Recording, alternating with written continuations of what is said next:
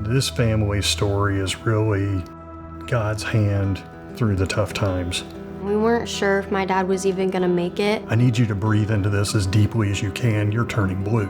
It was very disheartening. Do you have a living will? And there was one point where he was on the verge of death. They wouldn't let me in. I need help. I need you to send angels to my hospital room to get rid of this. He said, I don't really believe in God. I was mad at them. I did not want to talk to them. We have walked quite a bit of hard together.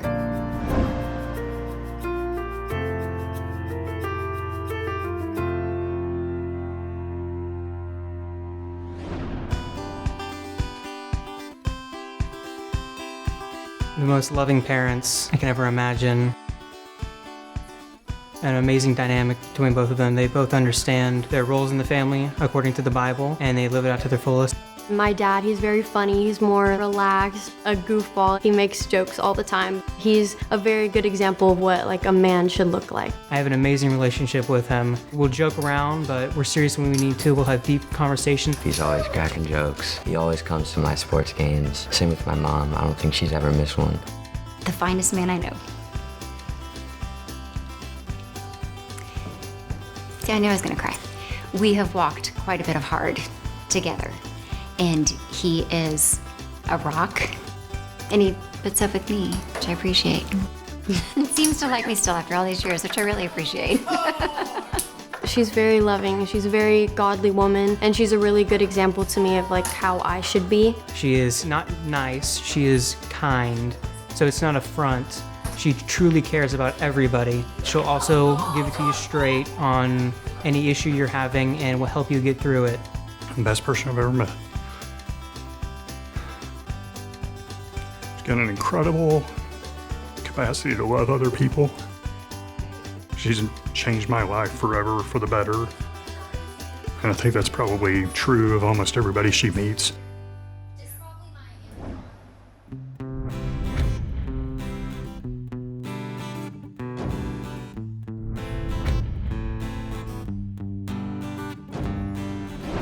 When we got married, he made number 54 in just the smaller part of my extended family, and I made number 10 in his entire family. My entire family. Born in right outside Denver, Colorado, when my dad was in the Air Force. My mom and dad both grew up in small towns in Oklahoma, but he joined the Air Force about the age of 2. They moved back to Oklahoma City. I grew up in Oklahoma City up through the end of high school. I'm one of the few people who decided in high school what he wanted to do with his life. My dad's a trial lawyer, and so I grew up watching him, listening to him talk about his cases, sometimes going to court with him, seeing him do his thing. But I hadn't really decided I wanted to be a lawyer. I got into debate in high school. My freshman year in high school, I joined the debate team. My partner and I took second place in our first tournament, and it just kind of opened up a whole door for me. And that changed everything. All of a sudden, I had a plan for life. I wanted to major in political science. I wanted to be a lawyer. I'm the youngest of 3. I have 2 older brothers. Really just a happy, healthy home. I had wonderful parents who were married until my dad died 4 years ago. I was very fortunate to have an example of a godly marriage and a happy home. We enjoyed each other. So I grew up in a really happy place, a smallish home, and we had everything that we needed. We didn't spend money on things. My parents were great about spending money on experiences, so we traveled quite a bit. My dad had been a fundraising consultant for nonprofits forever and ever and ever, so I'd grown up in the nonprofit world. My faith walk really kicked into overdrive when I met Madeline, when we started dating. She had a very strong faith. I knew that right off the bat. I could tell that immediately. Grew up going to church. I don't remember not knowing the Lord. I've always been in church, but we took our faith seriously. It wasn't just for show that we went to church. So we talked about things of the faith in our home, and we read our Bibles. It was something we took seriously, and we meant to apply what we said we believed into our everyday life. My home life was great. My parents were great. They were married more than 50 years. We were more what I would call holiday Christians. We regularly prayed over meals. We would talk about faith issues every now and then, and we went to church every now and then, but it wasn't a major focus. Growing up, I had a very shallow faith. If anyone asked me or really pressed me, I would have said I believed in God, but it wasn't real. There wasn't much of a relationship there. There were things I saw, a couple of tragedies that really hit me hard when I was growing up, that I don't know if they destroyed my faith, but they sure weakened them. I just kind of drifted farther and farther away. I don't think I ever would have called myself an atheist or an agnostic. I was probably pretty close. I was definitely lost and didn't even know it. And then I met Madeline.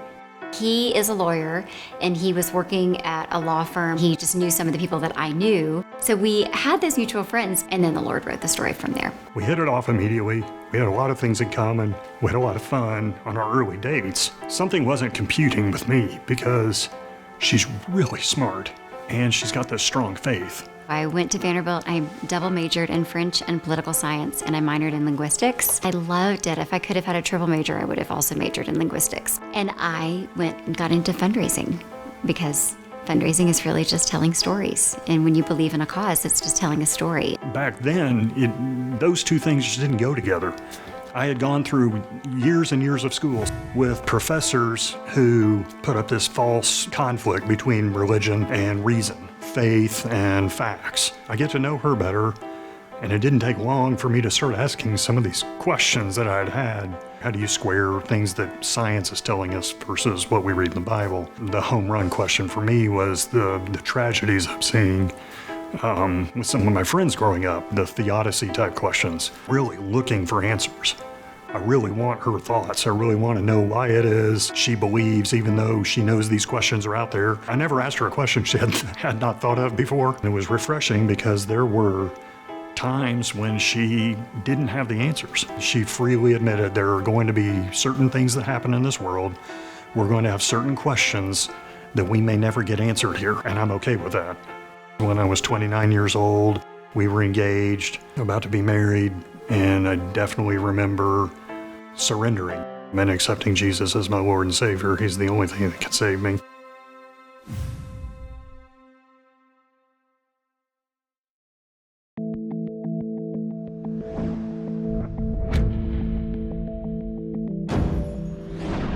Our neighbor's an ER doctor, and he came over late one night and heard my breathing.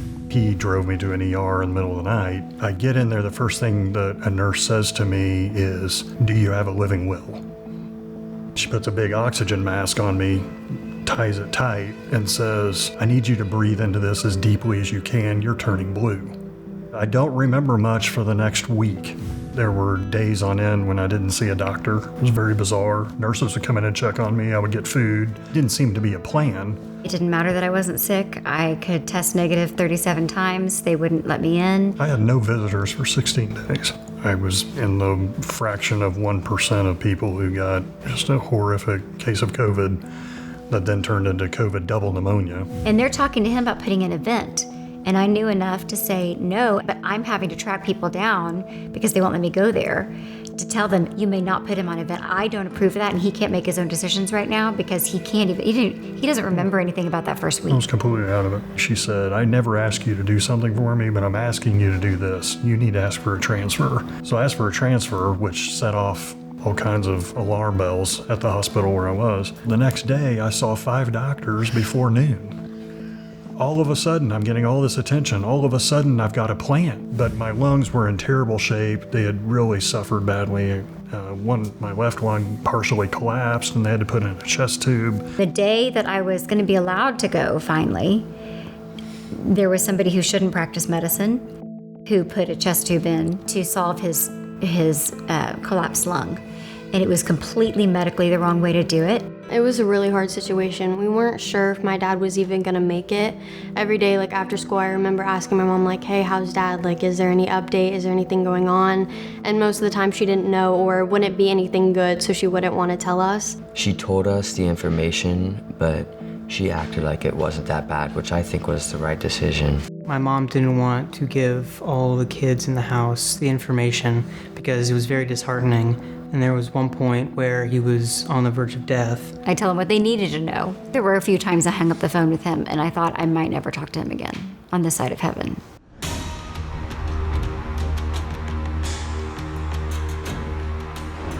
I started doing really bad in school. I wasn't able to focus. I was really stressed out all the time, just worrying about my dad, like how he was gonna be, if he was gonna be okay. I felt like I was constantly battling fear. This was bizarre, and it can be easy to be discouraged, and so I felt like That's the way the enemy was getting at me, was, you're not getting out. Look at what you can't do. This is pathetic. Your body's just destroyed. You're not getting any better. And so these were the tapes playing in my head. I was in bed middle of the night, but it's as if I was looking at myself, and there was a very distinct black cloud type image over my hospital bed. It's kind of the outline of a face glaring down at me. It's almost like that was the enemy's, that was his haymaker. Last ditch effort. Yeah, he sees me improving, he sees my lungs getting better, he sees me on my way home, and he knows once I'm home, I'm going to be praising the Father for healing me and getting me out of the hospital. This is my last shot to take this guy out. This is my last shot to keep him on the sidelines. So I'm praying against it. I'm praying to God, in the name of Jesus Christ, get this spirit out of my hospital room. And it wasn't working. My prayers by themselves were not working. This thing was getting closer to me. Then I prayed to God. I said, I need help. I need you to send angels to my hospital room to get rid of this. I didn't have a clear vision at the beginning that he was going to be fine. One day when I was walking our dog we had at the time and praying, I had this vision of him in his hospital bed with these angels that were surrounding his bed, only their backs were to him because their shields were out because they were not going to let anything get to him. This thing kind of collapsed out of nothing and disappeared out the window, through the glass window. This had never happened to me before. It's never happened to me since. I could draw a picture of it. It's just clear in my mind what I saw. That was the last time I remember feeling like I was getting attacked. Like I said, that was very close to when I went home for good.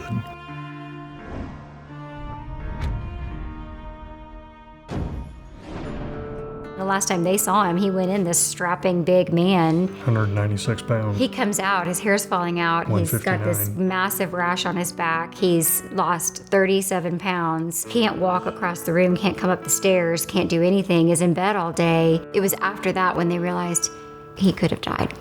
But once he came back and I saw him, that's when I knew, like, it was pretty bad. My left one collapsed again, so I had to go back in the hospital for another 7 days. I do various follow-ups with pulmonologists because I still had these things. They're basically blisters on my lungs.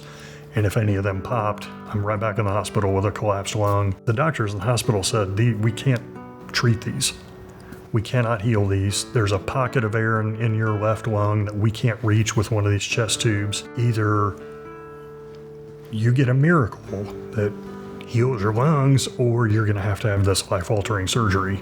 The prayer was that God would heal me.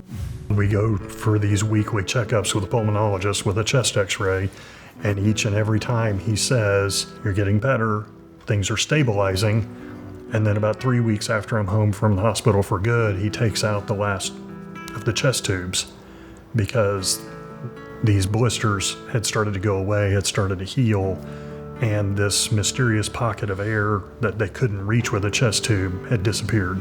You read about the miracles and the miraculous healings in the Bible. I hear Christians every now and then, serious Christians, say, well, why don't we see those things anymore? Why don't we hear those stories anymore? Like, we've got one. I knew through the whole situation that the Lord was close at hand.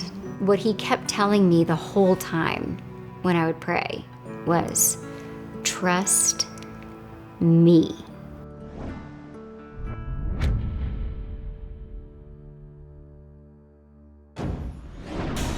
During my dad's illness, I didn't believe in God at the time. After he came back home from the hospital and he was talking about how he was just so grateful to God for everything that he had come through it, I was so confused because I know that you're good now, but I would still be mad for having to go through that. So even after my dad was healed, I was still not a Christian, even though I had seen him get healed. We were at church and she said, like, I don't really believe in God. She was like, well, because, why would God let our little sister die? I was just telling her God has a plan for everything, and maybe if Amelia didn't die, then I wouldn't have been brought into the family after. We hit a rocky patch with our daughter. She got away from her faith for a few years and made some bad choices. In order to save her life, we had to make a decision. We have no choice. We don't have a choice. Getting into not so great things. Downward spiral. Smoking or like getting into bad things. Bad choice after bad choice. She had created a double life. I was actually kind of shunned by her. I was mad at them. I did not want to talk to them. I'm an adopted child, abandoned by my birth mother, and then you abandoned me. It's very tough to think about the ways that I hurt my family and hurt myself. To know Jesus as your Savior, but also as your friend. This family story is really God's hand through the tough times.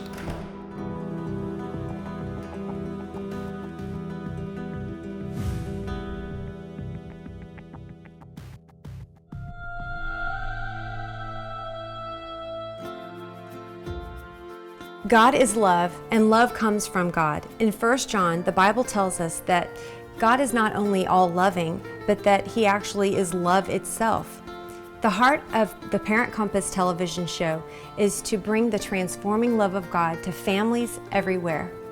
In every Parent Compass episode, true stories reveal family struggles and how their lives were radically changed by the love of God. Parent Compass, an award-winning television series, is completely funded by people like you. If you have been touched by God and you want to share God's love to others, would you please pass it on? Jesus tells us to go into all the world and to tell about Him. With your donation, you allow us to take this television show into many different nations and in many different languages, free of charge. And a portion of your donation goes to Parent Compass Outreach to feed starving children. Your gift does so much. To make your tax-deductible gift, go to parentcompass.tv/donate. That's parentcompass.tv/donate. And thank you for sending love and hope around the world.